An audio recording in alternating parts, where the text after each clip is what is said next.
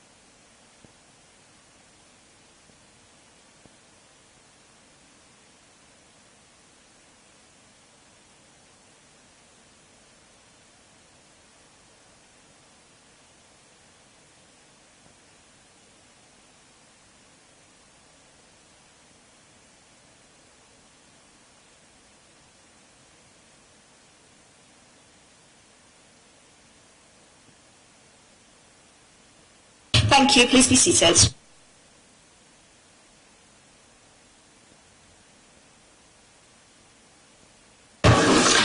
Thank you, members and everyone attending. I'll just go through our usual notices before we start.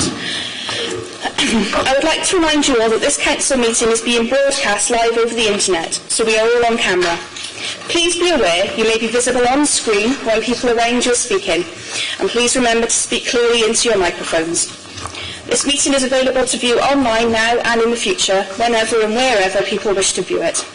Therefore, there is no need for any other filming of the meeting to take place. We welcome the use of the Welsh language at meetings. However, I have no requests for people to speak Welsh today, and this meeting will be conducted in English only. I would like to welcome everyone attending the meeting today and anybody watching the meeting via the webcast. But can I please ask that all mobile phones and other noisy devices be put on silent? If there is an emergency alarm, follow the green signs and go to the ground floor of the Civic car park. If we have any motions or amendments during the meeting, I will need them to be clear, please, before we go to the vote. Okay, moving on to agenda item 1, attendance. The attendance register will be going around the room. Please can all members sign it and send it on. And then agenda item 2, apologies for absence. Dominic Redmond, have we had any apologies, please? We had apologies from Councillors Elizabeth Haynes, Alan Jones, Richard Overton and Raymond Williams. Thank you. Any apologies from Councillor Giles Davis. Any other apologies that we're aware of, members?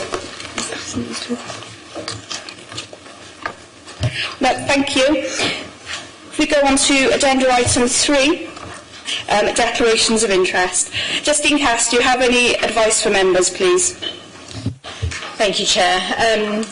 Members, whilst it is your responsibility to make any declarations, there are some in relation to agenda item number 9.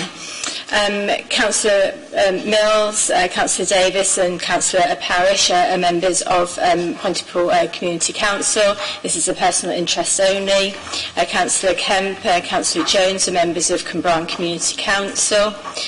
Again, this is a personal interest. Thank you. Yeah.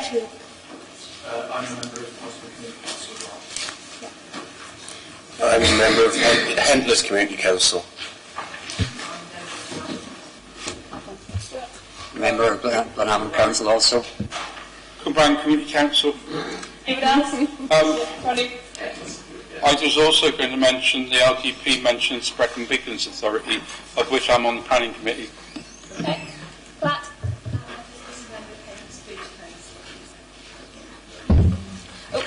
Sorry, Richard. Okay, anybody else? Veronica? Okay. Can I just ask people to remember to use their microphones? Anyone else now? Do we think? Okay. Thank you, Chair. Members, that is appreciated. Thank you very much for that. It's because of who's been consulted in relation to the licensing policy. So I was imagining there would be a lot of personal interests in that item. Chair, that is all I have to add. Thank you, members. If any other interests come up, all those interests already mentioned, please remember to write them in on the form. Okay, moving on to agenda item 4, confirmation of the minutes of the meeting of the 24th of July 2018. If we just look at them for accuracy first, are there any points of accuracy anybody wishes to bring up? Any corrections or such like? If not, are we all agreed that those are an accurate record? Agreed? Thank you, members.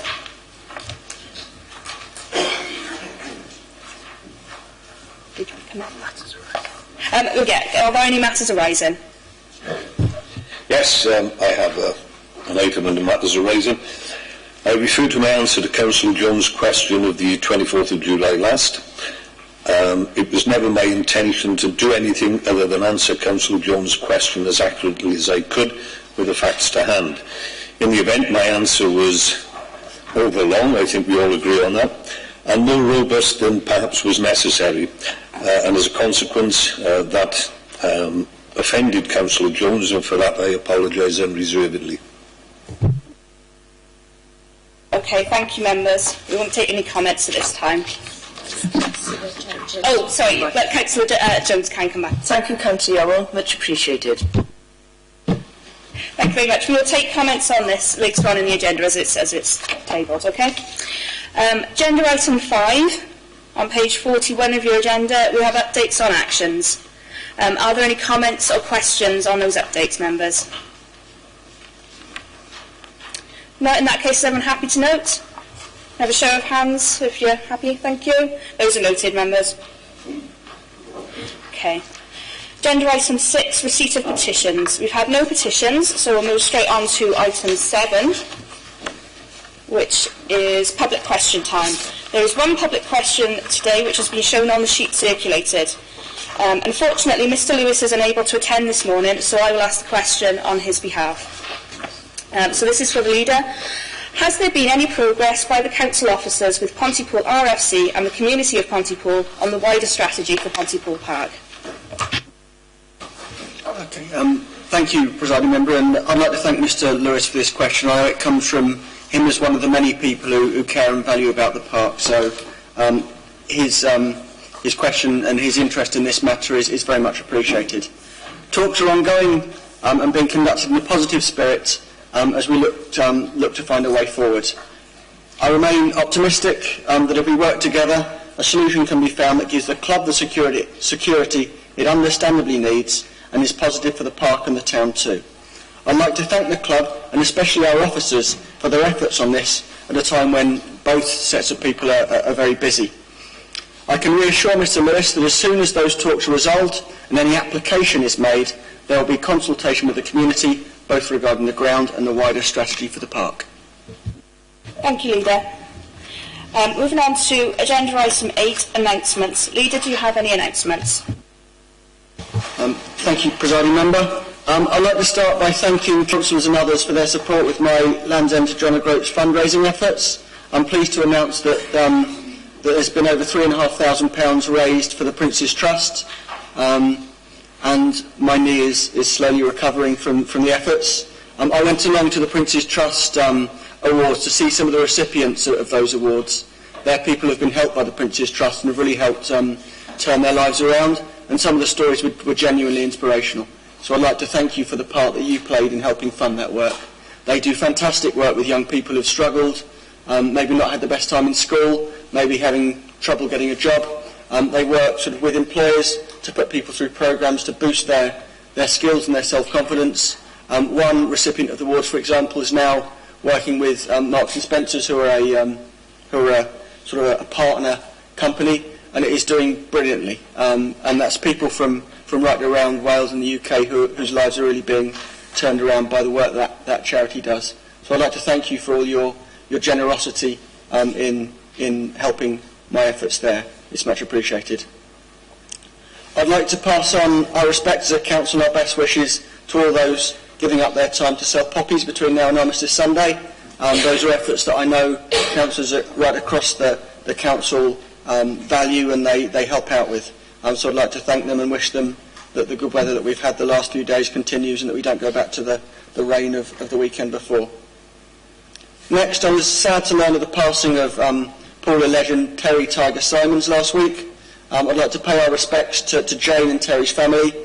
Terry's one of the true unsung heroes of Welsh sport, as a kit man and various other roles that he's had for Pontypool Rugby Club over the last 40 years, certainly longer than I've been around. He's been a real inspiration, and I think the tributes that have been paid to Tiger since his passing really show what a hero he was locally and what a true gent he was too.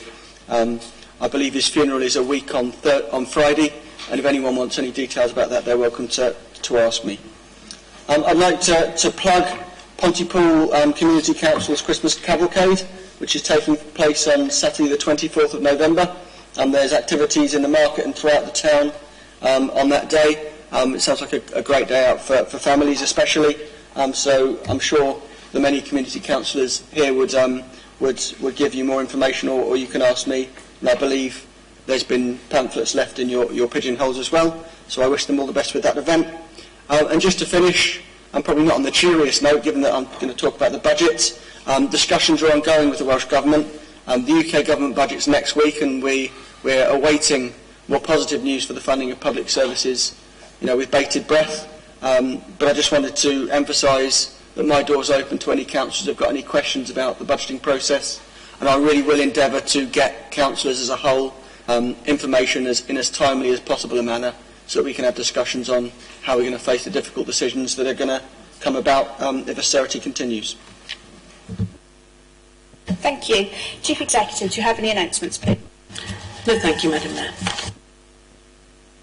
No, thank you, presiding member. Thank you. Force of habit, apologies. Stuart? Trade my indulgence. As the leader mentioned poppy sales, in Pont Newydd in Cwmbran on Saturday, the Royal British Legion Pont Newydd branch launched its poppy sales, and in the 2 hours that they were in Cwmbran Town Centre, I got a lift last night with the chair. I'm going to have to stop you there because we're just going through announcements as well. I was just about to say they sold £1,300 worth of poppies, and they will be out and about. I was just taking the lead from the leader. Okay. Well, that is very good, but okay, we can't go into any more on that. Right, agenda item 9. Looking at page 45 of the agenda, Torfaen County Borough Council gambling policy. And I'm going to ask... As Chair of the Licensing Committee, can I interrupt, Chair? I wouldn't normally comment before an officer delivered their report, but I wanted to make members aware that the Licensing Committee have recently discussed the licensing policy in the casino licence resolution. After taking advice from legal and licensing officers, I wanted to ensure that Council fully considered the resolution. Can the following amendment to the recommendation of paragraph 3, page 45 of the report be proposed? Members are asked to consider the views of our Licensing Committee and to state whether Council wishes to make a resolution, therefore to either agree that the resolution should be made not to issue a casino licence and that the policy is updated accordingly, or to agree that the application should be dealt with individually and that the policy is updated accordingly, and approve the adoption of the gambling statement of licensing policy, making any such changes they view as necessary prior to the adoption of that statement. I have got copies here, Chair, to be circulated to members. Okay, if we wait a moment then just to circulate these so everyone can have it in writing. Thank you, Chair. Just going to bring in Justine to explain the reasoning behind. Thank you, Chair. Members, the recommendation in the report couldn't be altered because it had been published. Council are the only ones that can agree this resolution not to issue a casino licence. It can't be dealt with by the licensing committee. It has to be council. And so, therefore, as it stands, we need to ensure that members consider this carefully and thoroughly, because it's not something that licensing committee could do. You'll see in due course the licensing committee have stated their views. That is recorded, and Alison will discuss this with you in due course. But members, it's to ensure that this is discussed appropriately. Thank you, Chair.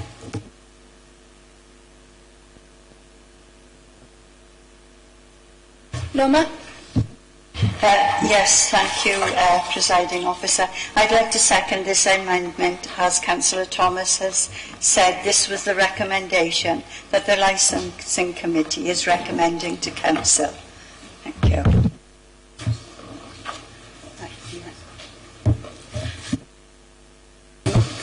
Okay, I think what we're going to do is we're going to move on to Alison giving us the report, and we'll then come back and vote on the amendment, and then...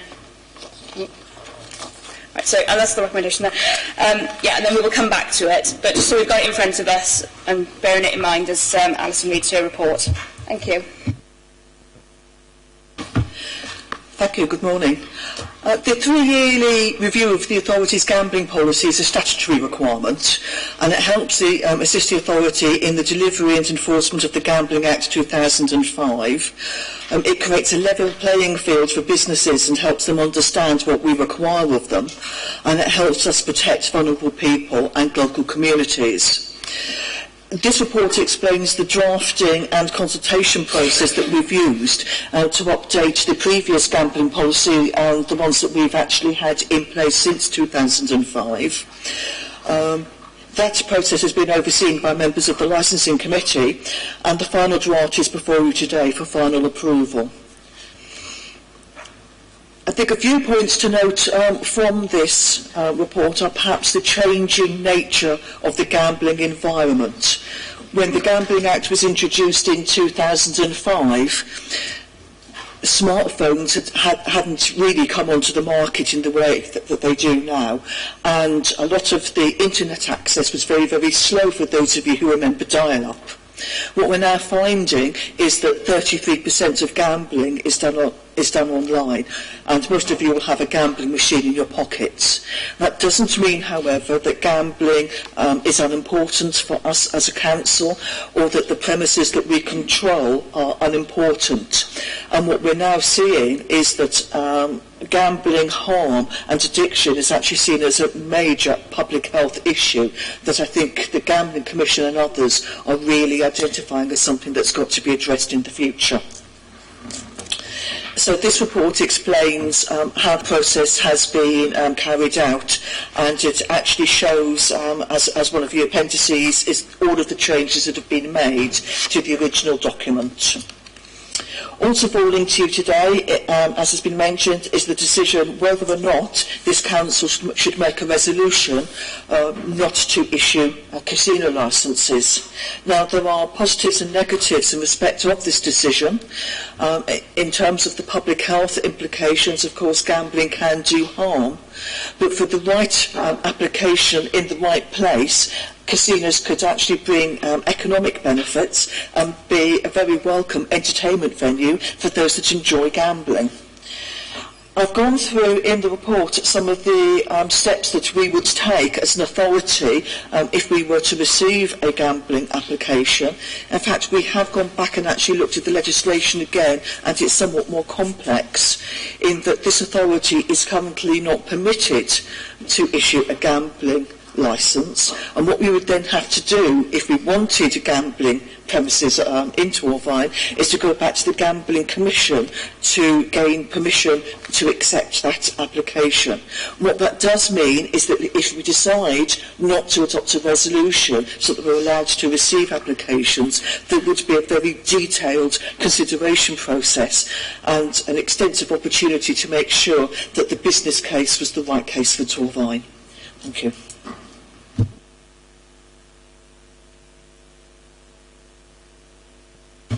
Thank you. Okay, any questions or comments then? We're going further. Stuart? Very simply, have we or have we not issued a casino licence in the past? We have not. Since the beginning of this legislation, this authority has adopted a resolution not to accept casino applications. Yep. Louise? Have we ever had any applications for a casino licence?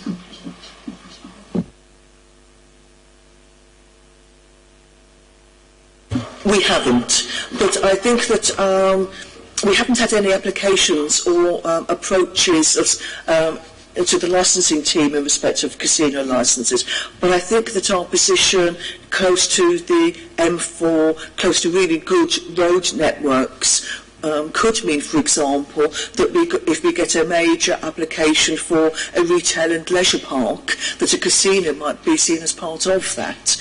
And if we decide not to adopt a resolution, then we can then have a look at that application and make a decision on a case-by-case basis if we felt that that was right for the council.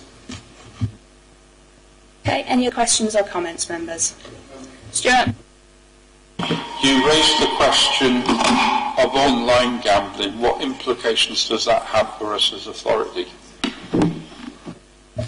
In terms of licensing and the powers that I have, it doesn't have any implications because online gambling is dealt with by the Gambling Commission. So we actually work with the Gambling Commission to control gambling activities. The Gambling Commission licence operators, and anybody with an online presence who has UK customers is required to be licensed with the Gambling Commission. They would then require certain key personnel within that organisation to hold a personal licence. Where we come in is we deal with the premises that are in our area. So all of the betting shops, all of the family entertainment centres, for example, are licensed by us. So those premises have an operator's licence issued by the Gambling Commission, and we licence the premises. We then look at the local issues, such as where it's located compared to vulnerable people, and what steps they take to protect vulnerable people and communities. So if there was a casino or any other premises applying in the area, those are the things that we would be looking at as a licensing authority. We have a wider remit in terms of public health, and certainly gambling addiction in Wales is something that is on the public health agenda, and we'd be dealing with the Health Board and others. But they would be commenting on any applications coming in. They would be looking at that and helping us to make any decision. As a supplement to that, because part of my question was, obviously we're aware of the effects, especially online gambling. There's been some stuff in the press on it. Do you have any data that members might be availed of, that's the right word, as to the effects of that, because that's apparently quite prevalent, and you've obviously got the Health Authority being concerned about it. It would be useful if we had some, I think, as members, to see what that was. That's aside from this, because the health effect of gambling in Wales, I believe, is fairly prevalent. If you look on the final page of the report, I've actually highlighted a couple of reports that you might find interesting. And if you're looking at this electronically, you can just click on those. We have two, which is, the first is an investigation of the social impact of problem gambling in Wales. And I've also attached gambling behaviour in Great Britain in 2015. That's a Gambling Commission report that went into the different types of gambling, the different age groups and genders tend to engage in. And I think what we're seeing is, as you might expect, is some of the older generations might be more premises-based in their gambling activities, whilst the youngsters are, get out their mobile phone. But that's certainly not, 100% the case. You're going to find quite a few old people on their phones, and quite a few youngsters in the gambling premises, particularly on the fruit machines and things like that. David? I personally, I'll be endorsing not issuing casino licensing in the borough. I can't endorse something which disproportionately impacts on the poorest in society. Nye Bevan Health Board recognise that it does disproportionately affect the poorest in our communities, and it will do. There is an argument around jobs, providing jobs in the area, but so would opening several more Bright House shops. That would provide jobs, but those aren't the jobs that we want, because that's exploiting the poorest in society. So I won't be voting for to issue licensing. In fact, I move that we decide not to issue casino licences as a council. I second. Just a sec. When moving things, what we'll be coming back into it, obviously, once we've had the debate, but what we will have to do is vote A or B because of the makeup of the amendment, so there's no need to move anything else. We've got Stuart and then the leader. Stuart? To say I second totally what David's just said, but can you be clear what A and B mean, please? Yeah, we will go through it before we come to we'll just have the debate first and get that done. Okay, leader? I'd like to point out that no one's suggesting that we do pass a application for a casino. What the suggestion is on B, which I think is the sensible way forward, that any application be dealt with it on its own merits. I can't envisage a circumstance where I would vote to have a casino in Torrine, but if a developer came along and wanted to develop a particularly attractive proposition that could bring lots of money into our economy and could help regenerate a large area of Cwmbran, then I think we as councillors would want to make the decision on the merits of that application. Now, it may be that we make the decision on the merits of that application that we don't agree with it on balance, but I think I would caution members not to close down that debate before it even opens, and trust ourselves, if you will, to only make any application, or only grant any application if it does provide things that outweigh the harm. I agree totally with the problem of gambling. I think increasingly that's not a problem that happens in casinos. It's more a problem that happens online, and it's a more problem that happens in bookies with the fixed odds terminals that allow people to gamble away very large amounts of money in a small amount of time. So I would move that we accept recommendation B, that we look at any application on its merits, and we're within our rights to turn that down if we decide to at the time. Ray? Yeah, although this doesn't happen very often, I do agree entirely with Councillor Hunt. We wouldn't want to lose a huge input, a leisure complex, just because there was a small casino in there. So I agree we should go for option B, and that we could look at every application on its own. And there's any other comments or questions? Okay, I got Dave and Jason. Is there a real prospect of a leisure premises coming to Torrine? Is that something, or is this something we're talking about in abstract terms? I think realistically we're talking in abstract terms. The authorities that are currently allowed to issue casino licences are not finding that they have the full quota of licences issued. However, I think that when you start to look at entertainment, I think that this is a case of trusting ourselves to make a decision if and when it happens. Absolutely. I mean, I can't envisage myself ever endorsing a casino personally, which is why, as stated already, I'll be sticking with the position that I've already stated, and I think it should be a matter of conscience. Jason? Yeah, thank you, Chair. Just from my point of view, I think if we select option A, we're removing entirely the ability to make a decision, which is something that I think we should avoid, and I'd like to see us judge each application on the individual merits. So I'll be supporting option B. Thank you.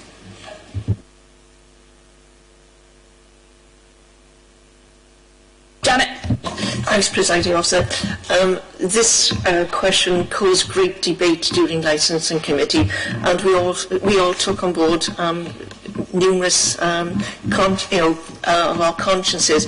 But I think the best option is that we go for question B, that we consider everything on merit. Gwen? I agree with the leader, but can we include Pontypool and North Torvine as well as Cumbrae? Thank you. Stuart? The point has been in the past, if I'm correct, that we've actually gone for the option A, isn't it? Because we have not agreed casino in any shape or form. The other question I wanted to ask, if this was enacted, this has an implication on the Planning Committee and the LDP, doesn't it?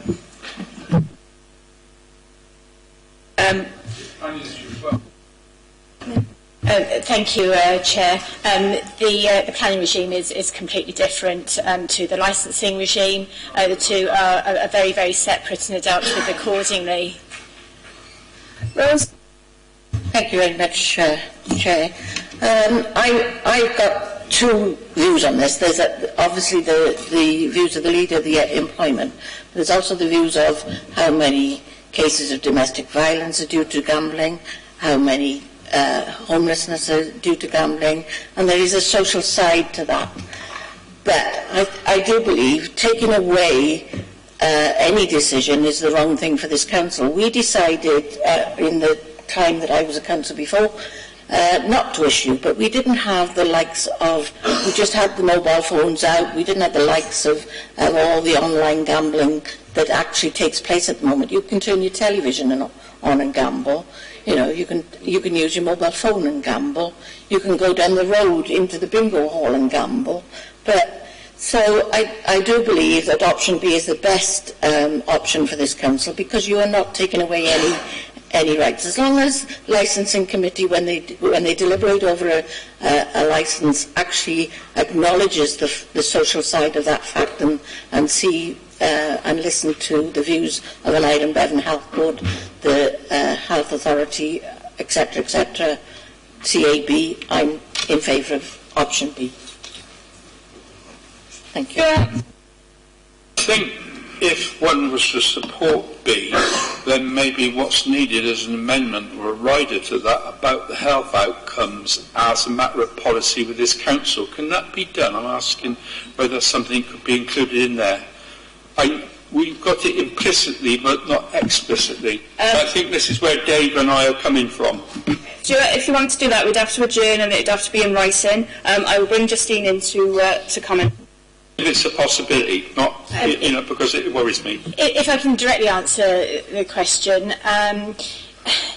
the problem is you have the Gambling Act, and such applications have to fall within that.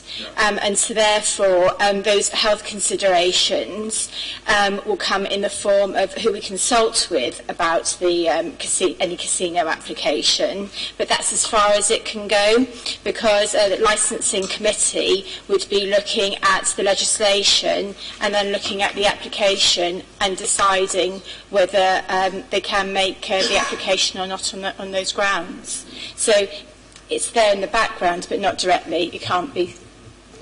Okay, Leader? I think a number of members have made the point very well, and can that just be noted in the minutes that even if we do turn out to support option B, that members are still concerned about the health impacts and the social impacts of public gambling. And if we include that in the minutes, then that's clear for whether it's full council or licensing committee who make any decision in the future.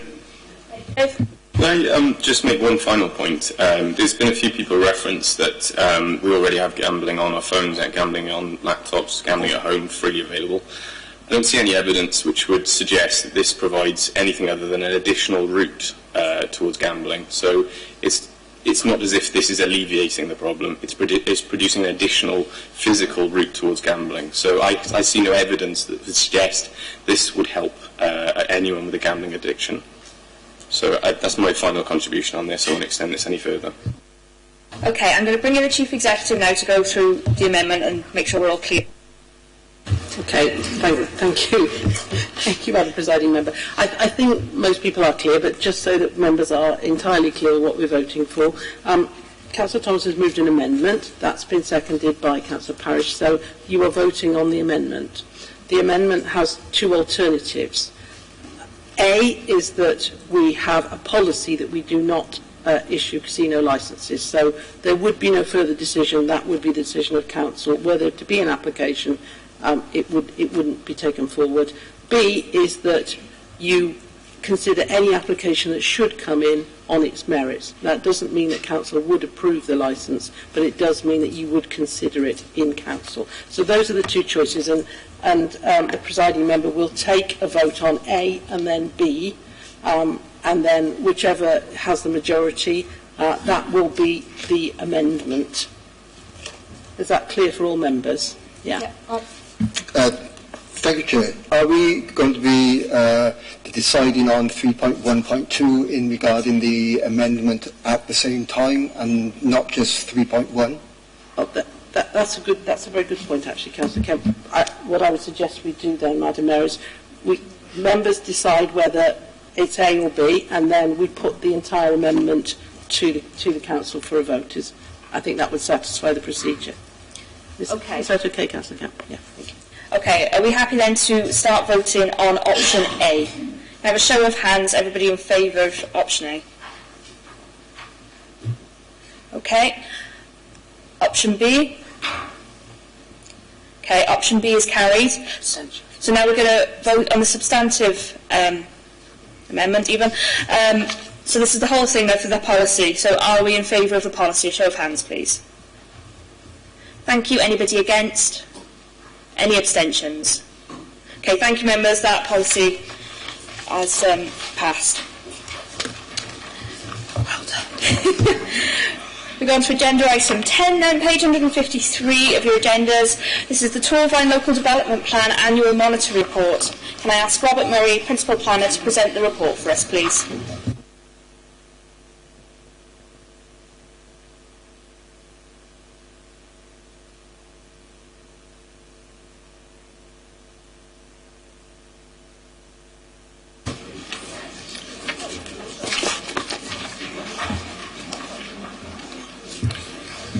Thank you, Presiding Member.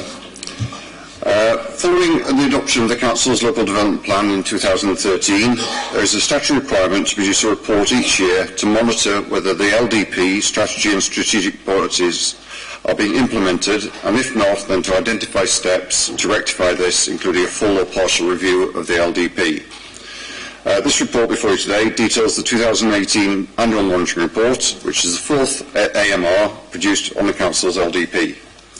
Following the previous 2017 AMR, which showed there was evidence to indicate that there is a need for a full review of the plan, a review was carried out and work has commenced on a replacement plan, which is the new LDP. Whilst work has commenced on a replacement plan, there is still a requirement to produce annual monitoring reports on the existing plan, and until it expires or is superseded. So, in the 2018 AMR, I would particularly draw members' attention to paragraphs 5.16, 5.19, which deal with the important issue of the Council's 5-year housing land supply requirements. This gives the reasons it is recommended that the Council resolve that for the duration of the disapplication of paragraph 6.2 of TAN 1, when there is less than a 5-year housing land supply in Torvine, low weight be given to the need to increase housing land supply as a material consideration in determining planning applications for housing. This basically kind of gives the Council more flexibility and allows it to oppose windfall housing schemes which it considers do not conform with its policies. A recent example of this was the proposal down at Bangbin Avenue, which the Council wanted to appeal, and this being this disapplication of TAN 1 gave the Council more flexibility as we could have applied at low weight, and we're looking to formalise that in the AMR. I therefore present a report giving details of the 2018 AMR, which is included as Appendix B to this report.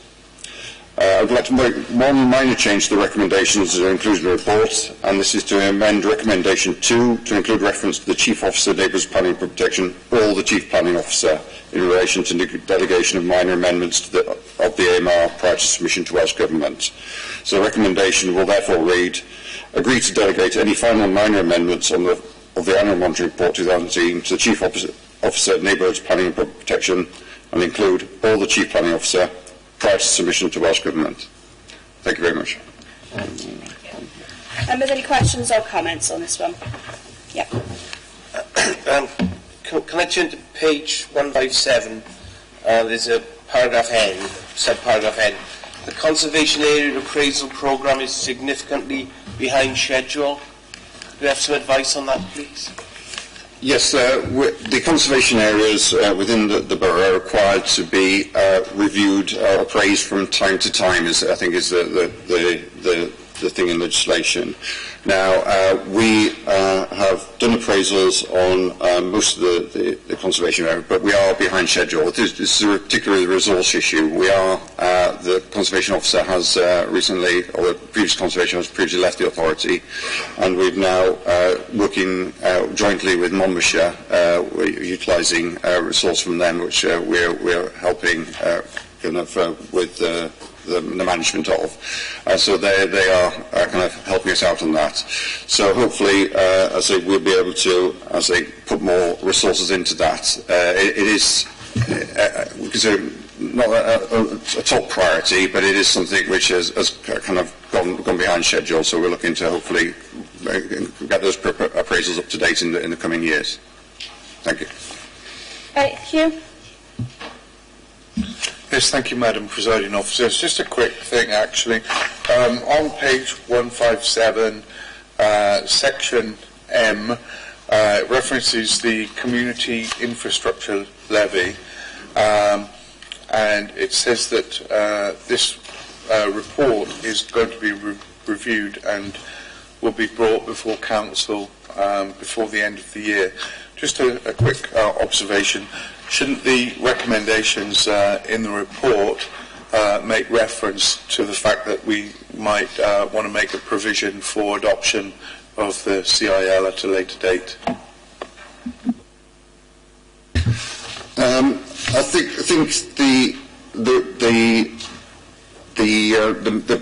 we're looking to present the report on the CIL or the Community Infrastructure Levy to the next council. So it'll be up for members at that council to decide how they wish to proceed with that. I think in the AMR we're just giving the current position in relation to that. And I say members at, I believe, the next council where the report is due will be able to decide how they wish to carry forward and whether they wish to implement the CIL at this time, or can I say the options will be outlined in the following council meeting. Just a quick supplementary then. If that's the case, will the AMR be subsequently amended after the next council meeting to include what's being decided with the CIL? I know this AMR will be looking to submit to, we are required to submit to Welsh Government prior to the end of October. However, there is a continuing need for AMRs while the plan is still in effect, and so the updated position will be reported in the subsequent 2019 AMR on the position of the CIL there. I'll say this is a position as of time now, and so therefore a subsequent council decision will be reported in the subsequent AMR. Thank you, Madam Presiding Officer. I've got two questions, Rob, on page 200, and the first one is WET3/3 Keys and Kears Blenavon. The land has recently been sold. Can I ask who it's been sold to and what that area of ground will be developed? Is it going to be industrial usage, or is it going to be for housing? That's the first one. And the other one is on the same page, T1/1, refers to North Torvine Highways improvements, and it goes on to say it's particularly relevant. I came down there this morning and traffic is absolutely horrendous, as it is in most days. It goes on to say, continue to seek public funds and work with transport colleagues. Can you give us any information regarding that, please? Yes, thank you. In relation to Keys and Kears, I must admit I don't know who this was sold to. I can pass on to Adrian, who's got more details on this. Can you hear me? Good. Yeah, I'm not 100% sure. I just want to check with Steve. Keys and Kears was bought by P&P Builders, and it's been submitted as a candidate site for employment, which is its current allocation of the local development plan. So if that helps. Just come back on that, please, Madam Presiding Officer. So that's specifically for industrial, not for housing. It couldn't be turned over at a later date for housing? Sorry, the landowners, the whole point of the candidate sites, I think we're going to have a member seminar early November to explain all of this. The landowner has put it forward for employment. Now, as part of the debate, when the council looks at things, if we're looking for housing sites in Bronavon, we could, as a council, depending on what strategy we come up with our stakeholders, change that if we want. But at the moment, the landowner's intention is to put it forward for employment land. I'm not sure if it was claim land. There's lots of issues you'd have a look at to see if housing could go on there. Is that the point you're trying to make? In relation to the North Torvine Highway scheme, obviously we've commenced the work on the replacement plan, and as part of that we'll be seeking kind of meetings with all internal sections and updating positions in relation to whether it be education, highways and so on. So we'll be looking at working with them as to what the current position is, what funding has been secured, what potential schemes potentially could come forward in the life of the new plan, which is up to 2033. Obviously it is, as I say, kind of a priority to try and improve those links, and as I say, we're hoping the plan can help facilitate and deliver those, but obviously it will be depend on resourcing and making sure we work with the highway section to whatever schemes they're looking to provide, if they can be delivered during the life of the plan, we can include those in the plan. Thank you. Thank you very much, Rob. Sorry, Peter Jones next. Thank you. Can we have another look at page 157? And there's subpara L, about section 106, contributions for new developments. It says there that 143,300 financial contributions were secured during 2017-18. Has all that money been spent, and would it be possible for us to have a breakdown of where the money's been spent, please? Thank you. No, it's, I say, the amount coming through is, I say, probably is lower than normal this year. The £143,000 won't all have been spent. Basically, when the applications are determined and the amounts are secured as part of the Section 106 agreement, what that can be spent on is included in the planning reports which are voted on at that time. So the Section 106 terms are kind of given as part of the approval, so that whether it relates to what schemes that money is going to be spent on. Now, sometimes schemes may be in terms of a kind of general strategy, as in we're securing a number of contributions which can be put towards a larger scheme, which one scheme in itself can't fund. Now, we're working again with other sections, particularly I think recreation, and other parties, looking at where those more less specific schemes are included, as to what funding that should be brought onto, and making sure that we get the best kind of result from that funding. Now, some individual applications will have particular schemes, and we do keep an audit of that as to kind of where this money's come in and where it's gone to, and so that can be provided to members if you so choose. Yes. I mean, from a selfish ward perspective, I think most of the members in this room would be interested in what money is being raised and where it's being spent. So any information that you can provide us with, I think we'd find helpful. Yes, I can make that. I can make a commitment that we will get the details in relation to, what money has been secured and what it is required to be spent on and whether it actually has been spent. Thank you. Okay, got Ronnie Burnett next. Thank you, Chair. Thank you, Rob. With the removal of the Sembridge tolls this year, do you see or do you foresee more developers coming in, because it's much cheaper this side of the bridge? As we know, there's lots of developments going on in Torvine at the moment. There's infills going on. So what do you see the future of Torvine? As Stuart said earlier, the road structures are appalling. I mean, every morning everybody gets stuck in traffic coming home and going to work. And what I see is developers coming this side of the bridge and buying up the land quite cheaply, and just developing all in Wales. Have you seen an influx of new developers coming in or looking to come over this side of the bridge? Yes, thank you. Yes, we've already noticed, I think, an increase in interest, and particularly, as I say, in Eastern Wales. I think also our colleagues in Monmouthshire have experienced this as well, that there's increased interest, and particularly from buyers from England. In relation to, as I say, the tolls coming down, obviously that creates a number of issues for us, and again we're looking at the replacement plan as to kind of how that potentially will affect us, how it will affect the market and so on. As part of the new replacement LDP process, we have just conducted a call for candidate sites, which is basically interest from developers and other parties for allocations in the new plan. Now we're currently collating all the schemes which should be, all the sites which have been submitted, and we're looking to present to members a list of all those schemes prior to making the list public, to making sure that members are aware of all the schemes which have been submitted for consideration in the plan. Doesn't mean they go in the plan, it means that we're required to consider the sites which have been submitted. So I say we're currently collating that, and we're looking at a member seminar, I believe, in sometime in November, to go through with members all the sites which have been submitted from the large to the small. Thank you. Just a supplementary on that.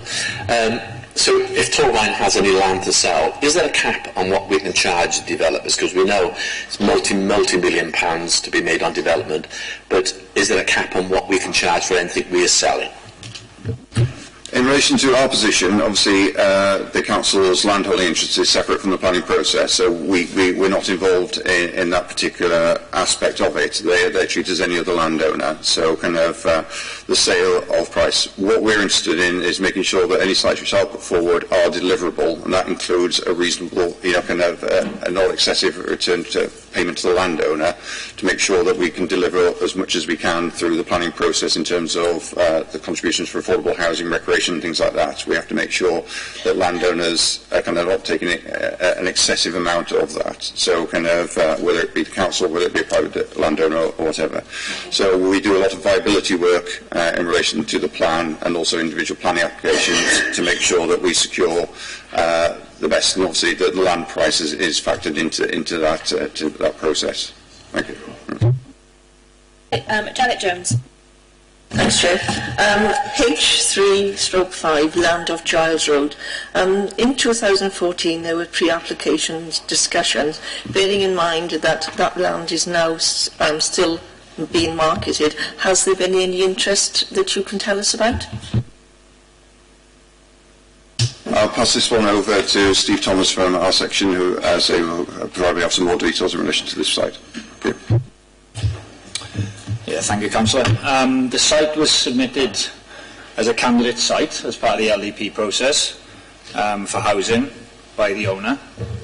But in terms of the site has not been brought forward as yet, but the developer is working, the site owner is working with the developer and hopefully to bring the site forward in the next few years. Thank you. Another question to you. Can you tell us who the site owner is, please? The site owner is Steve Harrison, but they're working with another developer. I'm sorry, can I just interrupt you at this stage? Personal details really shouldn't be given out in this forum. Yes, okay. Okay, I've got Stuart Ashley next. Ron Burnett's actually asked most of what I wanted to ask, but I would notice the general trend between commercial development in development for jobs and housing, and I think Ron illustrated quite a bit of it there with regard to where we go. The problem is we're in a little valley 13 miles long by so many miles wide, and it's where we're going to go with housing. Certainly, when you put back, if you look all through these sites, it's about getting people. They can own the land, they can get permission on the land, but whether they got the money to develop it, every time we sit in the planning committee, we listen to this, and obviously the strain on that and the strain on our urban sites, on our urban green sites as well. And I think you've got to commend you for doing the job you do on it, to be quite honest, because actually the dichotomy between that problem is something the Planning Committee is certainly aware of, and I think other members must be aware of the fact that we sit there on the Planning Committee and go through this one. It's a dilemma, and it must be a dilemma for yourselves. So how we balance that and where we find new candidate sites is going to be a problem. So I want to know, similar to Ron, where we're going to find new housing sites. Is it infill or is it brownfield sites, which we've been doing some reasonable work on, or have we got some major candidate sites that we can look at? That, both from the industrial, commercial, and then the other aspect which does worry me a bit is, are we in danger of developing shopping centres without crime? Because we've had some examples of that recently. And how do you use the LDP to stop that happening? Right. I think a lot of good questions, which will be for the replacement plan to have a look at. The report, obviously, we're dealing here is a review of or monitoring of the existing plan. Obviously, all those kind of decisions and balance between new jobs, new employment areas, new housing, the level of housing, will all be for discussion as part of the new replacement plan. So the delivery agreement was approved in June of this year. We're making kind of good progress on timetable with that. We've got vision and objective sessions coming up shortly, through to basically producing strategic options kind of part of early next year, through to the Council's preferred strategy, which is anticipated in autumn next year. So there'll be a lot of involvement of people, stakeholders, as part of that process. All those type of issues will be in the mix for that. I'd say where we see the future of Torfaen, the balance, kind of greenfield, brownfield, growth, or kind of or other options, will all be part of that discussion. So it's kind of two members to obviously will be involved in that process, and with the preparation of the new plan. Thank you. Stuart Evans. Thank you, Madam Presiding Officer. I'm coming back in, Rob, because I didn't want to inundate you with some of the questions I needed to ask. It's reference page 198, Garnaroo Terrace. Now, this is a large area of ground on the approach into Garnaroo on Blaenavon, on the outskirts of the heritage site and conservation area, which you deem no action necessary. I would have thought that you would be encouraging and supporting this application, or possibly finding out what's going to happen there, because our area is being used as a dumping ground, and doesn't reflect very well on the image of Blaenavon coming into Blaenavon. That was the one, and the other one is H3/3, where St. Peter's School, Blaenavon. There's a bit of lack of information there. It seems to be the site is unlikely to be brought forward in there, and there's nothing else. And again, I see we're going to encourage and support the Langhorne to bring the site. Are you saying that that's not in the current candidate site? I'll pass those on to Adrian. As far as I said, I think Garnaroo Terrace had planning approval, but was never implemented. And St. Peter's School, again, we've tried to encourage development there, but that hasn't moved forward. But I'll let Adrian give more details. Yes, Garnaroo is a site, and it's a good example of the old plan and the new plan. We allocated it in the old plan, but to be honest, the viability of that site will not make money. It's minus £200,000, so a developer will never make any money on it, so it won't get forward. The landowner tried to market it a couple of years ago, nobody bought it. So unfortunately, in the new plan, under the new Welsh Government rules, we shouldn't allocate a site like that that's undeliverable and unlikely to come forward. Now, there's talk of having regeneration allocations, but even then there'd have to be an inkling that it would work. It's so negative in cost that it just doesn't work, so I don't know if that helps or not. The next issue is what we do about what's left. That's something we'll have to think about. But if that helps on that, shall I move on to St. Peter's School? Unless you want to come back on that one. Yeah, okay, now, St. Peter's School, remember we wrote this for April, nothing had been happening. There's things happening at the moment. I don't know if they're public or not, so I can't really say. But shortly, things will be happening on that site, as far as I know. It has been submitted as a candidate site by the council, so that means that, which means they proposed it to go into the new plan. And this is a good example as well for thinking about the old plan. And, every site in the old plan that hasn't been brought forward developed has to be rigorously examined to make sure if it goes in the new plan it should be delivered. We had a lack of a 5-year land supply because the sites we allocated, some didn't come forward. So we have to really make sure this time that any site we allocate will come forward, and it's as simple as that, really. So there's where we are with those 2 sites. End of the plan period. We're picking up the sort of tail end Charlies now, aren't we? And these are sort of 2 of them. Thank you. Thank you, Adrian. Madam Presiding Officer, I've got one more question to ask, and that's in relation to the vacancy table that you have in the report. It's yet to be confirmed for Blaenavon. I'm really concerned about the vacancy in the centre of Blaenavon. I wonder how far off that report is to be concluded. Yes, thank you. Yes, the figure, we have done the figure for that now. The survey has been done, and that's has gone slightly up again from last year. It's now at 24.1% for Blaenavon. So again, that it is an issue which helps us inform the plan, and obviously kind of shows that it is above average, and so that's something we will look to. Hopefully, we can address in the new plan as well. Thank you. Thank you, Rob. Thank you, Madam Presiding Officer. Thank you.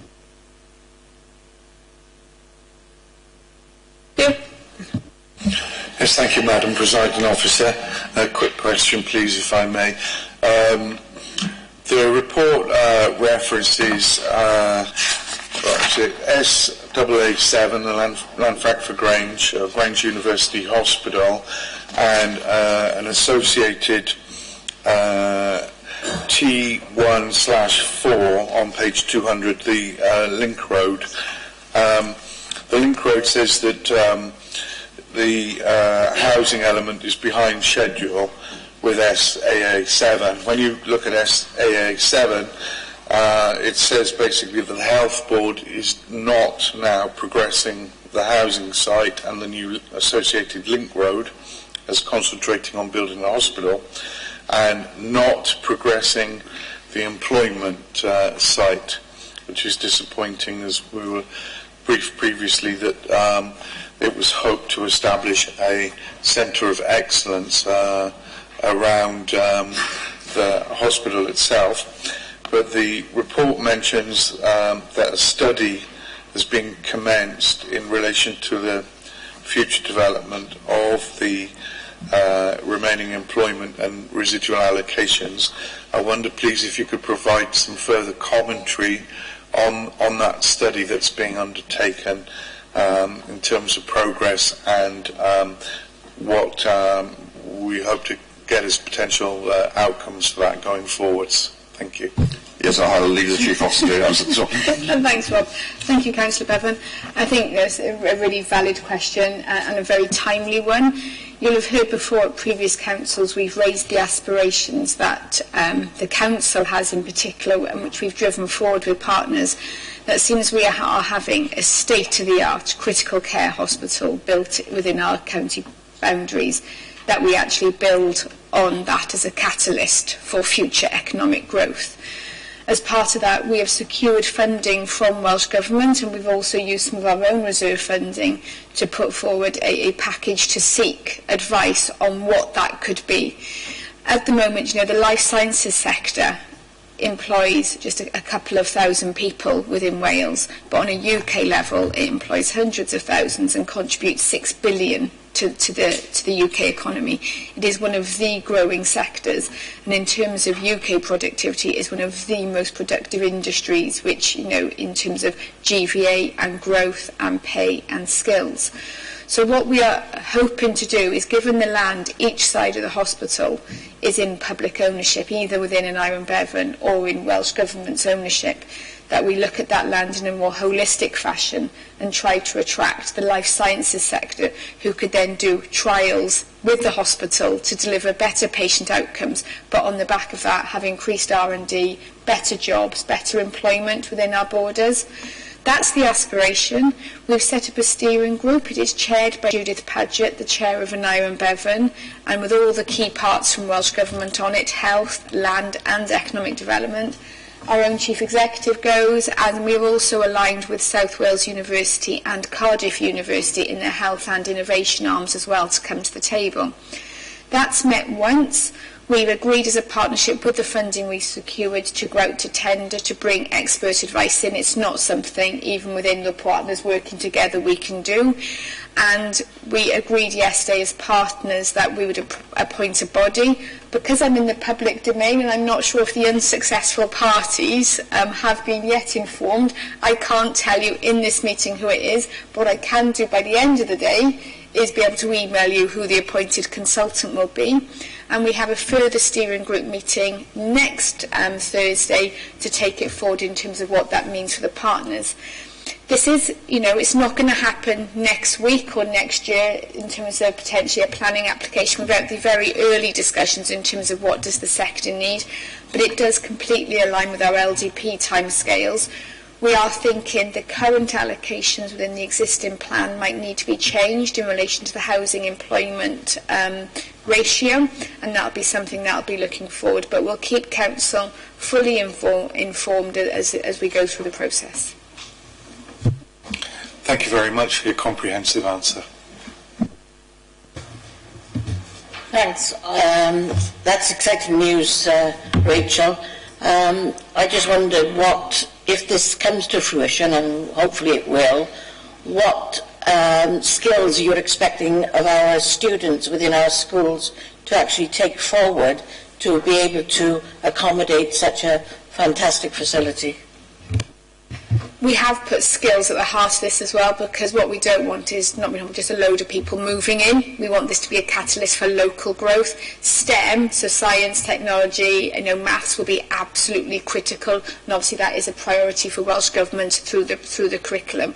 So as part of the assessment, we have looked into what is the offer from the local labour force, what might need to be supplemented with people from the region. This potentially is a regional project, not just a Torfaen project, but also then what could we do on the back of that to increase our local skills offer, and what are we doing to change it to enable our people, our residents to be able to get those jobs should this come to fruition. Stuart. That's very good news to hear that, Rachel. Would you like me to move it, Madam Presiding Officer, please? You look like you could. So, shall I move it unless anybody else has got something they want to say? I'll second it. Yeah. Thank you. Before we go to the move, could I ask the Principal Planner to go over the amended recommendation again, please, because it was at the start, if possible. Yes, it's a simple addition to the recommendation 2. It is after the Chief Officer, Neighbourhoods Planning and Protection, just to add all the Chief Planning Officer, basically to kind of give us some more scope of who is available to sign off any minor amendments. I think basically all it is that I'm going on leave after Thursday, and this has to be submitted into Welsh Government, and if there are any tweaks, Richard needs to be authorised just to sign them off. Okay, members, can we have a show of hands then, all those in favour of those recommendations?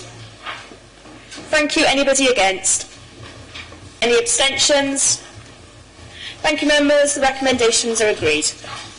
We'll move on then to agenda item 11. Looking at page 211 of the agenda, the annual performance report. Can I ask Alison Ward, Chief Executive, to present for us, please? Thank you, Madam Presiding Member. This is the annual report that we bring to Council on our performance, and important for members to note that it refers to our performance in 17-18, so we're looking retrospectively at last year's performance. We're required under the local government measure to publish an annual performance report, and we must look at our progress in delivering our previous year's improvement activity. It does include the statutory performance indicators, but it's not limited to that, and it also looks at all of the way that we measure performance across the authority. It's written for both this audience internally and also for the public, and we are required by statute to publish it by the 31st of October. every financial year. So this report comes to you today so we can meet that deadline. When we set our improvement objectives, we were clear that we wanted to align them with the corporate plan priorities so that there was a golden thread between the two. So our improvement objectives are your three corporate priorities, which of course are clean and green turbine, raising educational attainment and support for the council's most vulnerable residents. And obviously we have to keep that under review to make sure they're still relevant for citizens and affordable in terms of our budget. But as things stand at present, those continue to be your three priorities and also your three performance objectives. The Council adopted its new corporate plan, as you will know, in January of 2016. So this is the second annual report under the corporate plan. Just to be clear, I'm sure members know this already, there's a two-stage process. So the first stage is we set the improvement plan at the start of each financial year, and the second part is that we then report back against those achievements, and this is the second part of that process. So at 6.1 there's just a summary of what is included in Appendix 1, which is the report itself. So we include details on the activities delivered, both by the Council and in collaboration with its partners, narrative descriptions of how successful we've been in terms of meeting our objectives, reported performance against those public accountability measures, details of how we've used an outcome-based service planning process to ensure that we progress agreed outcomes, details of where we've been successful in collaborating to deliver service improvements and cost savings, and a self-assessment of our progress in delivering our three improvement objectives. This matter has been to scrutiny, this plan has been to scrutiny on the 13th of September. The Cross-Cutting Resources and Business Overview and Scrutiny Committee reviewed the draft plan at that time and made its own comments. The plan is now here for approval by members before the statutory deadline. There is a lot in the plan. I'm not going to go through it, but the service chief officers are available should you have any questions on the actual service performance. Thank you, Madam Presiding Member. Thank you, Chief Executive. Members, any questions or comments on this report? Anyone? Okay then, in that case, recommendations are on page 214. Can I have somebody to move and second it, please? Thank you. Show of hands, all those in favour. Thank you. Anybody against? Any abstentions? Thank you, members. Those recommendations are agreed. Now then to agenda item 12. This is on page 275. Further term of appointment of independent member of the Ethics and Standards Committee. Can I ask Justine Cass, Deputy Monitoring Officer, to present the report? Thank you, Chair.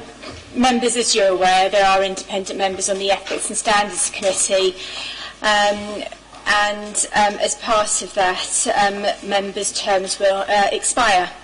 And this is what has happened in relation to Mr. Andrew Walsh. The purpose of the report is for him to be appointed for a further 4 years. He was first appointed on the 14th of February 2015. Independent members may be appointed for a term between 4 and 6 years and may be reappointed for a further term of not more than 4 years. The Council does have one reserve candidate. However, Mr Walsh has stated that he wishes to continue in the office, and therefore it's felt it's beneficial to do this because we retain his experience. As a result of this, the monitoring officer will confirm any new term of appointment with Mr Walsh if the recommendation is approved. And therefore, the recommendation before you, members, are that the Council approves the appointment of Mr Andrew Walsh as an independent member of the committee for a further term commencing on the 14th of February 2019. Thank you. Members, any questions or comments? No, in that case, then, can we have a mover and seconder for the recommendation? Thank you. Show of hands, all those in favour. Anybody against? Any abstentions? Thank you, members. Those recommendations are agreed. Agenda item 13. This is page 277 of the agenda. Political balance, overview and scrutiny committee chairs and membership of committees. I'm going to ask Nancy Selkirk, business support team leader, even to present the report. Thank you. Good morning. This is just a brief housekeeping report to inform members of the political balance requirements as a result of Councillor Jason O'Connell leaving the Independent Group and joining the Conservative Group, and also to seek agreement from members to the political balance for the remainder of the year ahead until the AGM in May of next year. Political groups are entitled to seats on committees in proportion to their membership of the Council as a whole. This means that Council is required to agree the political balance, then allocate Overview and Scrutiny Committee chairs and seats on the committees to each political group in line with the agreed political balance. There are two appendices which have been circulated as supplementary papers to this agenda. Paper copies have been provided to you. The first appendix shows the overall balance and the number of seats allocated to each political party on each of the committees. The second appendix shows the names of the members sitting on each committee. At the time of printing, there were several vacant seats on, some which still remain vacant, with the exception of the Democratic Services and Appointments Committees. Councillor Norma Parish has filled the vacancy on both of those committees. The recommendations are shown at point 6 on page 278 of the agenda. So unless there are any questions, very straightforward report. Hey, sorry, Leader?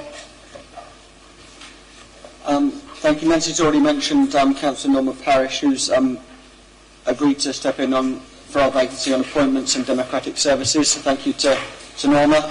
I'd also like to move Councillor Alan Slade for the Cleaner Communities Overview and Scrutiny Committee. Could I just say it was safer communities? I was going to step on.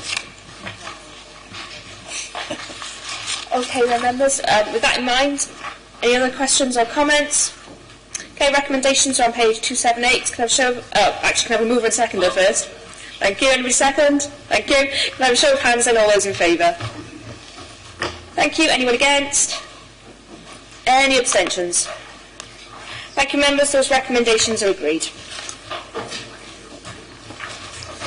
Agenda item 14, page 281, changes to the Constitution to reflect current joint committees. Bring in Deputy Monitoring Officer Justine Cass. Thank you, Chair. Members, this is a very straightforward and short report. Cabinet agreed the appointments to joint committees and partnering bodies on the 9th of October, and therefore we have to change the Constitution to reflect this. When you look at Appendices 1, you'll see that some of the committees no longer exist, and therefore the Monitoring Officer, the Members' Constitution Working Party, need to work their way through those changes and amend the Constitution accordingly.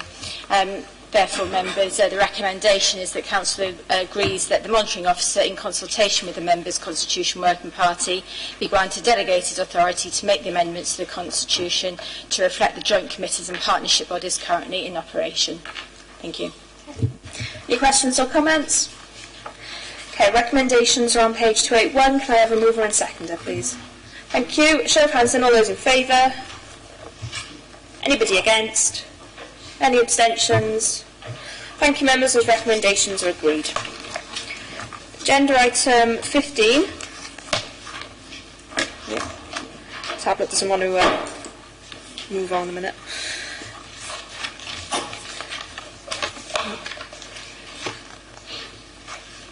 There we go. Touch screens are a bit awkward there. Agenda item 15, 287, securing our future severance payments. Can I ask Chief Officer of Neighbourhood Planning and Public Protection, Rachel Jarrett, to present the report. Thank you. The report before you today is to approve a severance payment aligned to the senior restructure that has been undertaken within the department.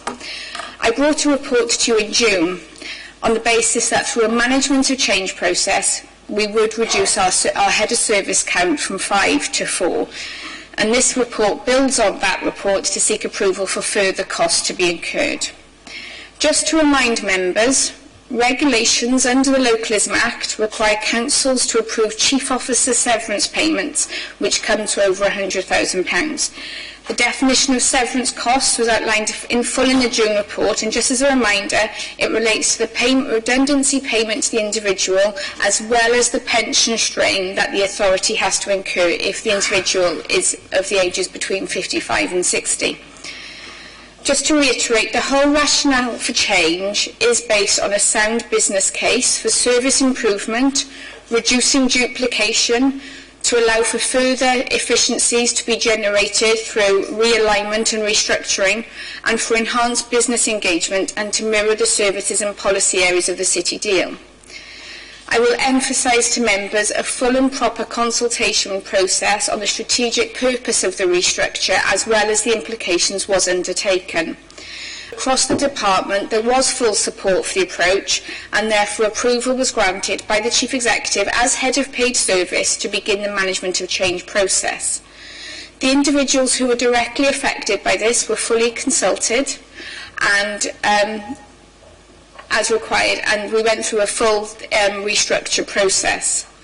Given the changes to the role, its scale and the renewed vision we have for that area of work, neither of the individuals affected by this change applied for the position. What this means in practice is therefore a need to seek approval for a second set of severance costs outlined in the report to allow the management of change process to be concluded. It is the costs here that we're approving rather than the actual redundancy payment and redundancy process itself. This will allow for the creation of a new division, to further the development of a new economic strategy, to align operational services to reinvigorate their leadership and to improve service delivery, which I know as members you're all very keen to ensure, and to enable the department to continue its transformation for change and improvement. I do, as a Chief Officer, realise the scale and importance of what I'm asking. This is quite unique, it's very difficult, and change is difficult and it is hard. I wouldn't be putting these costs to be approved before Council unless I genuinely believed these were the right interests for the future of the Council and for the future of the services that we're looking to take it forward. The report outlines the costs. They have been budgeted in proportion to the services reserves as well as the corporate reserve, and the pension strain will be picked up by the services budgets over the next few years. So again, appreciating this is difficult. I cannot name the individuals because we're in a public forum. I think that's important, but it's to give members confidence that this change is required to get that sort of like reinvigoration of leadership and to help improve our services driving forward. So I commend this report for Council's approval. Thank you. Members, any questions or comments? Stuart Evans. Thank you, Madam Presiding Officer. Thank you for that, Rachel, and I think all the members here will agree that that this performance does need improving, so I think we're all agreed on that. What I am mindful of is, are we setting a precedent here by taking this initiative? I think in terms of setting a precedent, this is, because of the costs incurred and it's a Chief Officer, they have to come to full Council. Are we setting a precedent with other redundancies? No. We've recently gone through a process within libraries where we've lost individuals to help to achieve efficiency savings. So, we don't want to do redundancies, but we also have to take money out of the system as well. So I think there's always that balance that any redundancies are based on a business case to ensure that services are protected going forward, and that was the rationale for this change. Thank you for that, Rachel. That clarification is good. Thank you. Janet? Comments. Seems somewhat disappointing that neither of the candidates decided to seek the appointment. Any others? Alan? Thank you, Chair. How close are these individuals to sort of normal retirement age? Are we giving them a sort of bit of a golden handshake? I've been advised by Justine this is personal information, so I can't comment on that because this is about the business case for the payment itself. Okay. Recommendations then are on page 290. Can I have somebody to move and second them, please? Thank you. Just have a show of hands and all those in favour. Anybody against? Any abstentions? Thank you, members. Those recommendations are agreed. We move on now to agenda item 16, motions on notice. Can I ask Councillor Kelly Preston, can you move and explain your motion for us, please, as shown on page 295 of the agenda? Thank you, Presiding Officer. I'm really grateful for the opportunity to bring this motion to Council. It's a cause. The Lucy's Law campaign is something I'm really passionate about. So the motion basically sums everything up and reads, this Council adds its support to the Lucy's Law national campaign to ban and outlaw third-party puppy farming. This Council will add its name to the growing list of supporting organisations and will proactively highlight the campaign to our residents across the county. This Council requests that the Leader of the Council writes to the Welsh and UK Government supporting the urgent call for action on this matter. Lucy's Law calls for an immediate ban on the sale of puppies by pet shops and other third-party commercial dealers. The term commercial means sales as part of a business for profit. Third-party sellers are dealers, people who did not breed the dogs and who operate as middlemen between the breeders and the buying public. Cariad, a Welsh organisation, are doing a great job in highlighting this campaign, with several Welsh councils already having passed or looking to pass motions in support. Carmarthenshire, Rhondda and Taff and Caerphilly have already passed such motions. There is no cost implication to the authority in supporting this motion. This motion simply seeks to show our support for the campaign to ban and outlaw third-party puppy farming in Wales. Is that motion seconded, first off? Yeah? Okay, we'll move on to the debate. Stuart Evans. Thank you, Madam Presiding Officer. I welcome this proposal by Kelly because, incidentally, I've had an inquiry in my ward where this has come up, and I do welcome this and I would support it. Yeah. Okay, any other questions or comments or anything else? Fiona? I just wanted to add that charities and local authority officers share the same concerns. That it's all too easy to breed puppies in poor conditions and sell puppies that are underage or ill, and that Lucy's Law will help combat this. So I welcome the motion. Thank you. Thank you, Madam Presiding Officer. I can see the rationale for this, where you get third-party people selling on puppies, but why is there the inclusion of pet shops, and what evidence is there that pet shops are badly treating the puppies? I can see where it's coming from with third-party individuals, but not necessarily on the part of breeders and not necessarily on the part of the pet shops. Kelly, would you like to come back on that? Yeah, thank you. I can send you some information later on that from Cariad. There is some evidence, quite a lot of evidence here. I'm trying to find the right bit, bear with me. I think the issue is the monitoring of pet shops selling puppies, the monitoring of puppies being removed from their parents at a young age, the legislation around that. They've gone for, I'm just finding, bear with me. They've said a ban is essential towards first step towards ending the practice of farming dogs for profit, with little or no regard for the welfare or their fitness as family companions. Licensing, which would include pet shops, is based upon the assumption that animal welfare needs can be met and that the regime will be able to prevent harm from occurring. There is considerable scientific and field evidence to indicate that this is not so. Stress, increased risk of disease, poor breeding practices and irresponsible selling tactics are all associated with the method of third-party puppy selling. There aren't actually that many pet shops that do now sell puppies. There is a list available, but I can send that to you as well. Okay, members. Where are we? Okay, anyone else want to come in on this before we...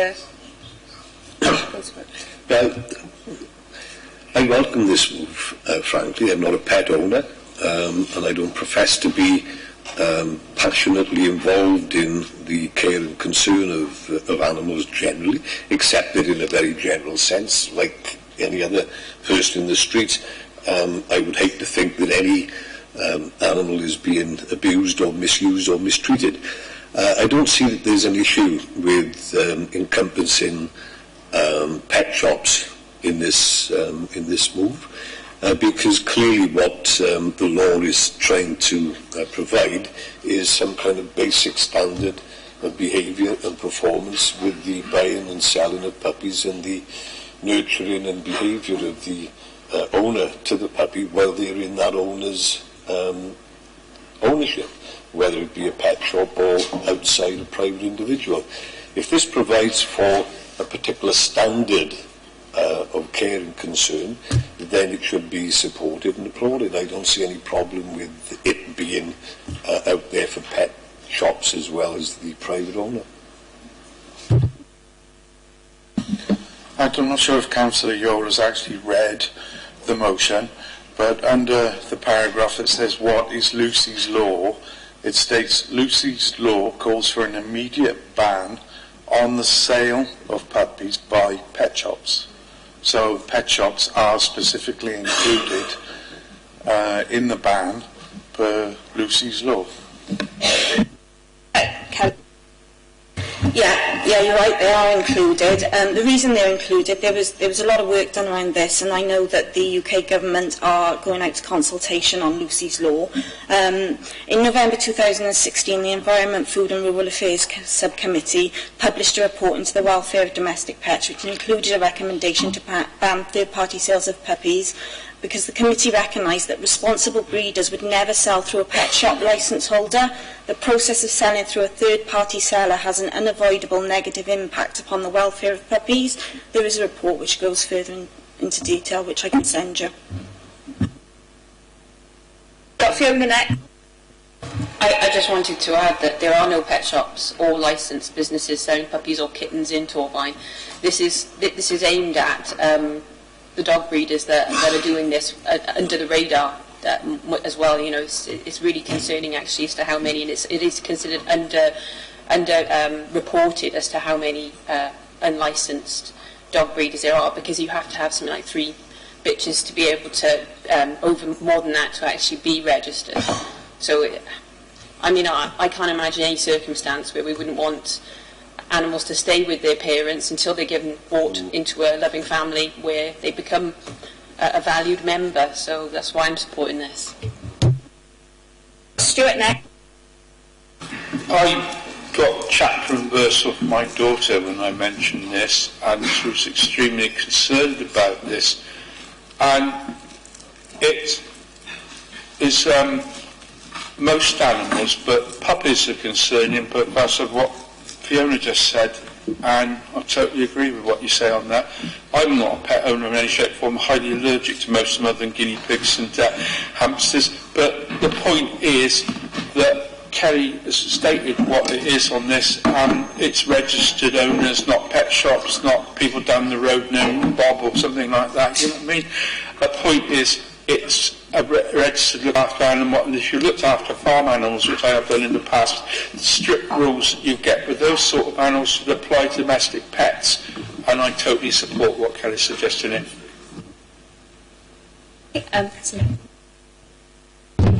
Yes, it was just a quick comment, actually. I think Fiona's probably touched on it a little bit.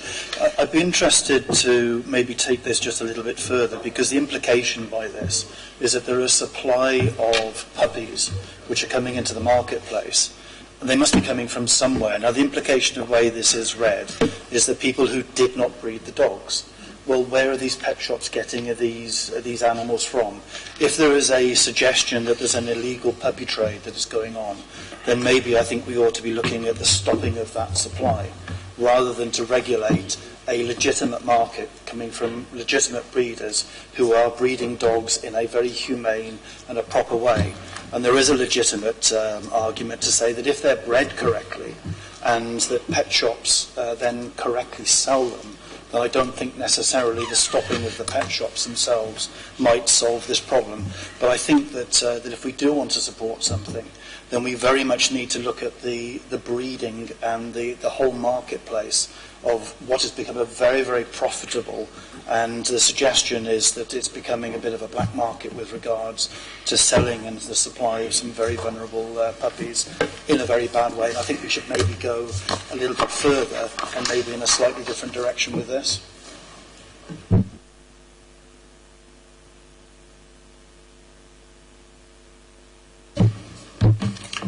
I know the emphasis is on puppies, but as anybody knows me knows I love my animals and I love my dogs. The last dog I had was from Many Tears down in Ethley, a rescue dog, and while talking to him down there, we do a lot of fundraising for him. They were telling us that these puppies are just bred. After a couple of years, 2 or 3 years, the mothers are just thrown out. And Many Tears, the last time I went there, they had something like 150 dogs. And another problem you've got is, if you see the latest documentaries coming out, is people are selling dogs, but when they trace them back, they find that they're not even coming from this country. They're being imported. There's some of them coming from Ireland, which has been documented, and a lot of them, unbelievably, are coming from Romania. So I agree wholeheartedly with this, because anything to help any animal, I support. I've got Gaynor. Thank you, Madam Chair. I'd just like to say I am an animal owner. I'm passionate about all animals, and I just want to applaud my colleague for bringing this motion to Council. Thank you. Kath.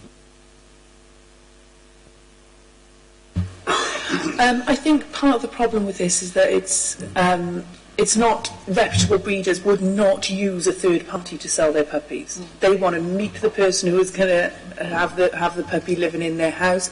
They want to vet them. So this isn't going to have any impact on any reputable breeders, only people who don't want their owners coming to their house because they're basically running a puppy farm. Kelly, did you want to come back in there? Yeah, there is a wider issue. We know that. But Lucy's Law is the start of a campaign. It's about recognising, for the UK government and the Welsh government to recognise that there's a problem, and this is the start of a campaign which I'm sure will be expanded on. And I'm just asking that we back this, that we show our support for the start of the campaign. I think Cathy summed it up rightly. Any reputable breeder would not want to sell through a third party. They would want to meet the individual that's buying the dog. They would want to make sure that puppy is going to a good home. I'm happy I'll circulate to members later all the information on the campaign. Like I said, a number of councils have supported this, and there are a number more I know that will be following on and supporting the campaign. Animal welfare is devolved in Wales. The gift is with Welsh Government to start this process, and I just think as a council it's important for us to show them that we stand alongside other councils and organisations in starting to implement this. Yes, thank you. If I can just come back on that, to reiterate, I'd be quite happy if we worded this far more strongly to actually send our abomination of the people who illegally breed these animals purely for profit rather than for, and the point is well noted, legitimate breeders, I'm sure, would support that. But I think that if we can show our support and maybe even take it a little bit further, we'd be quite happy with that. Okay, just coming in there, are you proposing an amendment to this motion? Possibly at this stage, but maybe at a later stage, because this is quite well written and it's there as Kelly says, it's a starting point. But maybe we should bring this back at a later date, maybe. Right, I've got a few people still to speak. Who have I got now? Dave, you go first. I'd just like to clarify that whilst the context in the outside of the motion doesn't make reference to what you're talking about, I just looked at the law itself, and the law and the campaign itself does focus on exactly what you're talking about in the strength that you're talking about. And the motion indeed just backs that campaign. So the strength that you're looking for is contained within the campaign that we're backing, so we don't need to, whilst it's not contained in the context below, it is there in the motion. Ronnie? Chair, thank you for that. 100% Kelly, I back you all on this, and I move the motion to accept it. Anybody else now? Okay then. Kelly, did you want to have a right of reply before we go to the vote, or are you happy to?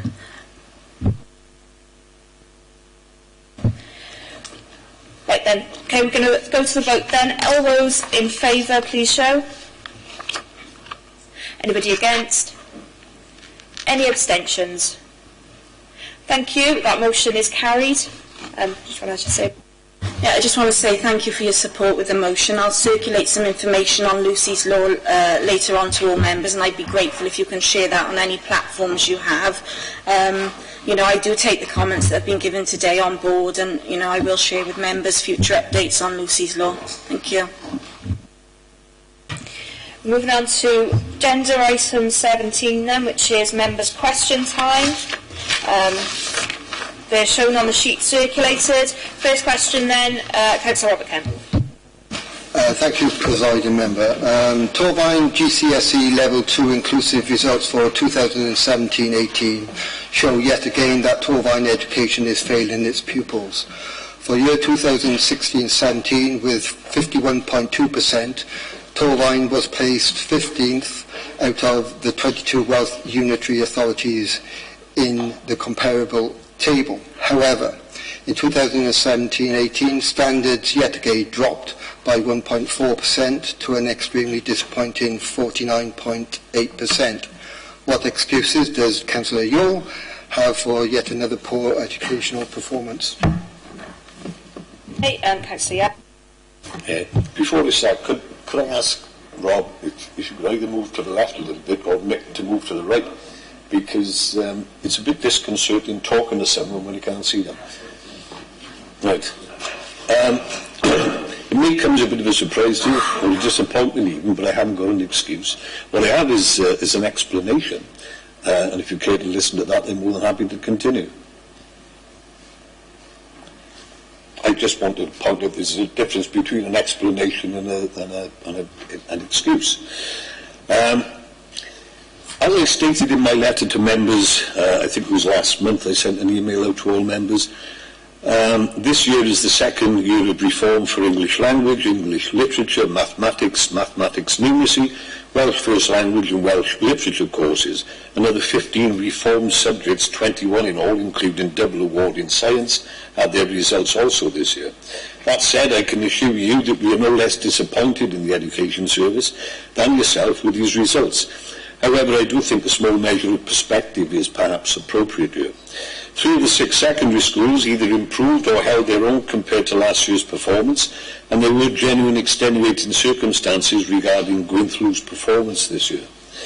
The local authority has held summit meetings with the 3 schools when an unexpected dip in results had occurred, and this is in line with the guidance set out by the South East Wales Consortium Summit Strategy of 2017. These meetings involved the heads of schools, the chairs of governors, the EAS, Chief Education Officer, Exec Member for Education, and the senior members of the local authority staff. These meetings looked at the school's analysis of why they performed as they did, and importantly, why they failed to predict their results accurately. A 4th school was brought into the process even though their results had improved on the previous year. This was because it had nevertheless performed below Wales Assembly Government's modelled outcomes for Level 2 inclusive. Following on from these discussions, the local authority must consider statutory powers in respect of each of these schools as defined by the Welsh Assembly Government.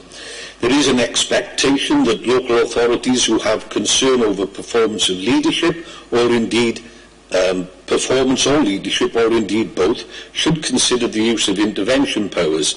Typically, where this is the case, a school is issued with a warning notice, a letter which is copied to the Welsh Assembly Government, requiring the school to make specified improvements in a specified time frame. Close monitoring of these schools will take place at monthly intervention meetings for red categorised schools and EIB meetings on a bi-termly basis for amber categorised schools. The local authority will continue to work collaboratively with the EAS and schools to ensure the appropriate support and challenges given in order to secure improvement of all schools involved.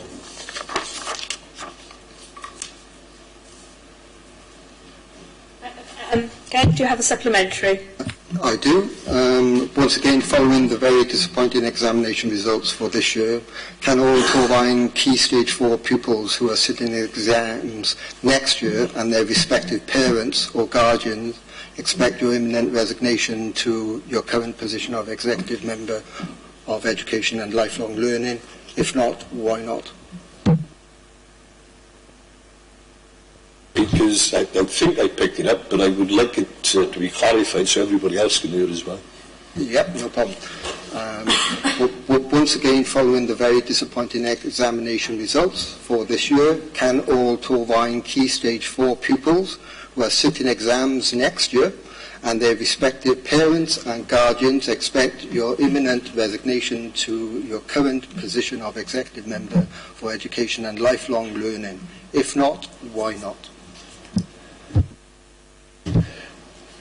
I thought you said you were going to play nice. I got that wrong. Well, the answer to that is my resignation won't be imminent or in any other time frame. As I've said to you before, I serve at the pleasure of the leader, and as long as the leader is supportive of what we do in the education service, then that's good enough for me. I certainly won't be resigning imminently because we have a hell of a lot of work to do, still to do. It's an uphill struggle. And I just wish sometimes some people would realise that instead of looking at headline figures and getting perhaps useful political mileage, they would have a think about what it's like to be doing this job, what it's like to be in the education service and working the way we do, with sometimes very little reward. I don't expect people to applaud what we do, but I do expect people to have an understanding and realise the context sometimes. And clearly, with some of the questions that I get to answer, the context is completely ignored. So the answer is, in short, no. Okay. Question 2, again, Councillor Kemp to Councillor Yao. Thank you. Torvine A-level, level 3 threshold results for 2017-18 show a drop of 4.7% since 2015-16, or 5.1% since 2013-14. What excuses does Councillor Yole have for the drop in pupil performance, please? It's not an excuse, and I'm beginning to understand why, although you're intelligent enough to realise the difference between explanation and excuse, you choose the pejorative term, and I understand why you're doing that now. We accept that these results were disappointing, and again, a little perspective I think is called for. We can't ignore the significant reduction across the board in the cohort size of pupils entered for A-levels over the period that you're referring to, the last 4 or 5 years, and how this might contribute to skew in the percentage pass rates. We have also to take into consideration the absence of a common curriculum delivery across the 4 schools concerned. This, of course, will be rationalised with the advent of sixth form facility. A widening of the curriculum will increase choices for all pupils in a way that prepares young people for the full range of pathways open to them. At the same time, it will respect and reflect their different learning styles, and we believe improve results as a consequence. The local authority, Coleg Gwent and schools are working in close collaboration to ensure that the curriculum offered for the post-16 centre is broad and balanced and is worthy of our students. Discussions are taking place to ensure as smooth a transition as possible in this respect. Okay, Councillor Kemp, do you have a supplementary for that one? Okay, then moving on to question 3. Disappointingly, following the red band classification in the National Schools Improvement and Categorisation System, Cwmbran High School's education continues to spiral downwards, as can be seen in the 2017-18 Level 2 results, where, with a percentage score of 34.8%, they find themselves bottom of Torvine's 6 secondary schools. What supportive actions have been carried out since March 2018 to improve school performance? Cwmbran High School had an intervention plan in place that started in September 2017 and continues throughout the academic year. This plan was triggered by the school's red categorisation. The red status entitles the school up to 25 days of extra support. The plan concentrated on the 5 recommendations following from the Estin monitoring visit conducted in June of 2017, which placed the school in Estin category in need of significant improvement. The recommendations were: 1, improve the standard of pupils' skills in their writing and numeracy; 2, improve the behaviour and attitudes of a few pupils during lesson time; 3, ensure the literacy and numeracy framework is implemented fully; and 4, address the shortcomings in teaching to ensure that pupils make good progress in all lessons; 5, improve the consistency in the work of middle managers, particularly in planning for improvement. I will now, with your forbearance, go through a list of those supportive actions since March of this year.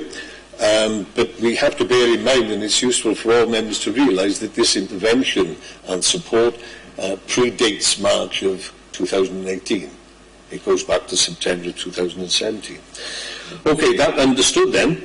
The 9th of March this year, the Principal Challenge Advisor and the Assistant Head Teacher talked about support and guidance for the Assistant Head Teacher.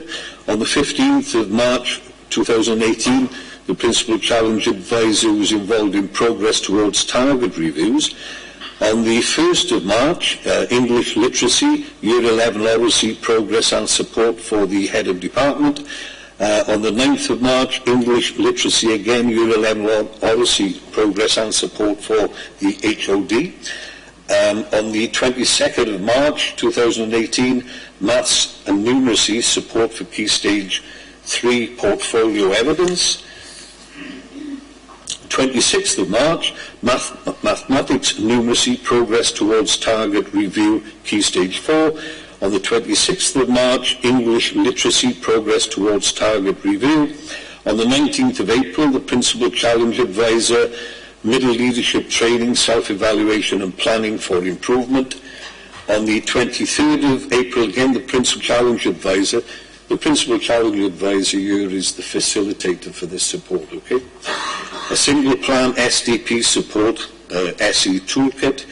On the 8th of May, the Principal Challenge Advisor again, Middle Leadership One-to-One Coaching Self-Evaluation Activity. On the 15th of May, the Principal Challenge Advisor, LA Intervention Meeting. On the 6th of June, the Principal Challenge Advisor, Middle Leadership One-to-One Coaching Self-Evaluation Activity. On the 20th of June 2018, the Principal Challenge Advisor, Middle Leadership One-to-One Coaching Self-Evaluation Activity again. On the 20th of June, the Principal Challenge Advisor, Key Stage 3 Review. On the 21st of June, Principal Challenge Advisor again, Key Stage 3 Review again. In the autumn term, that's the beginning of September, the EAS Autumn Term Support, Learning Network Schools Support in Maths, English, Science and Welsh, Learning Network School to Support School-to-School Support for Leadership with King Henry VIII at Abergavenny, and Mentor Head Teacher appointed. We've appointed, or the local authority has appointed, a mentor for the head teacher for the coming year. Appropriate support will continue, taking into account the very recent ESTIN monitoring visit, 15th to 17th of October, that was earlier on in the week, or last week, and draft categorisation. LA support, monthly intervention panel meetings, 2nd of March 2018, 19th of April 2018, 15th of May 2018, 10th of July 2018. The October intervention meeting was cancelled due to the ESTIN monitoring. Dates have been arranged for the academic year 2018-2019. A summit meeting was held on the 7th of September this year with all 4 schools that we mentioned earlier on, including Cwmbran. Behaviour support has been provided by Dr. Judy Casey, support school with exclusions and develop systems for learners with emotional and social needs, significant improvement with exclusions for 2017-18. Inclusion link officer support, continual support planning for individual learners. Attendance, the educational welfare officer support working with the school to embed attendance strategies, continuous improved attendance for 2017-2018, moved from quartile 3 to quartile 2, HR support where appropriate, and that's ongoing. Thank you. Councillor Kemp, do you have a supplementary question? Yes. Could I first of all say thank you for your full response, and I appreciate the councillor's patience, because obviously, the patience in regarding the contacts as in Cwmbran High School, where basically it falls in my ward, if you like, and with that, I'll now go on to my supplementary. As an Upper Cwmbran ward councillor, which falls in the pupil catchment area of Cwmbran High School, I strongly request that with continuing poor school examination results that you resign from your current council position. Or is it the case that there is no other councillor suitable or able to hold the position of executive member for education and lifelong learning? Well, I refer you to the answer that I gave to the original question, where you asked pretty much the same. Okay, thank you, members. Move on to agenda item 18, which is the date of the next meeting. For your information, the next meeting is scheduled for Tuesday, the 4th of December 2018 at 10 a.m. here in the council chamber. Moving straight on then to agenda item 19. These are the cabinet decisions from the 4th of September 2018. They start on page 297 of the agenda. There were no challenges to any of these, but are there any questions about them? In that case, I'd be happy to note those. Yeah, thank you. Agenda item 20, cabinet decisions from the 9th of October. These start on page 301 of the agenda. Again, there were no challenges. Do members have any questions about those decisions? Oh, yeah. Just out of interest, on the one about the Catholic schools, are we allowed to know where the new location is likely to be, or is that too early to ask? I don't know if anybody can answer that. I'm not sure if there is even that location. Yeah, I don't think we know. Okay. Are we happy to note those decisions then? Yeah, thank you. Okay, agenda item 21, I need to read out this. Exclusion of the press and public. The following report is not for publication because in accordance with paragraph 12 of Schedule 12A of the Local Government Act 1972, as amended by the Access to Information Variation Wales Order 2007, it contains information relating to the financial or business affairs of any particular person, including the authority holding that information, and the public interest in maintaining the exemption outweighs that of disclosing the information. Therefore, I ask that the webcast conclude and any members of the press and public please leave the council chamber. Thank you.